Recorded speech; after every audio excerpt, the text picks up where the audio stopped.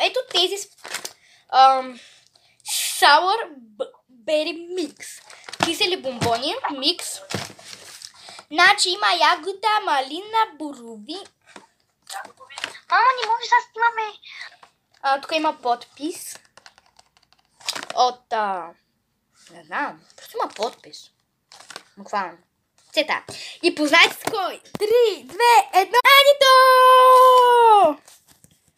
Да, сега се нагримирала. Знаете, познайте хора преди малко какво правих. Под Юргана. Котката ми харесва много. Вижте, вижте. Ти знаеш, тя може да подходи с тотволно. Харесва да си едно оранжево балонче, което преди малко се завивах под юргана, дърпа го и го такова. И у нас... Къде да го сложа да не го пипаш? Къде? И котката ми се влюби в ето нещо. Това, да. Обаче може да се създави. И така, хора, айде, време е да пробваме. Сестра ми също ще участвам. Ще разберете по какъв начин.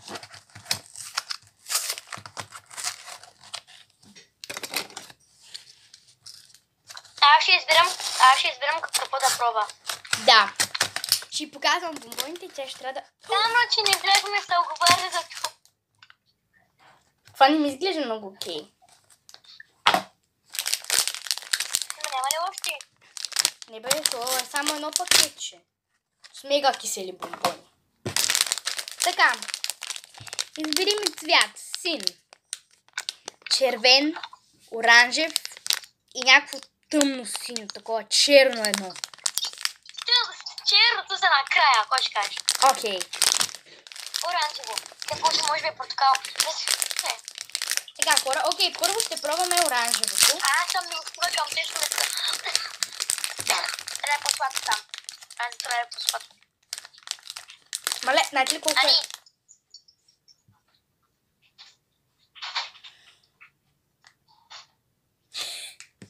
Това наистина май. Това май мандарина или портокал. Добре, 3, 2, 1. I wanna gummy bear, I wanna gummy. Не е зле, не. Това даже е сладко. Знаеш си. Как го снимаш, какво съм ти избрала? Добре ли е или не? Много е сладко. Так ще 9. Абонирайте се за втора част.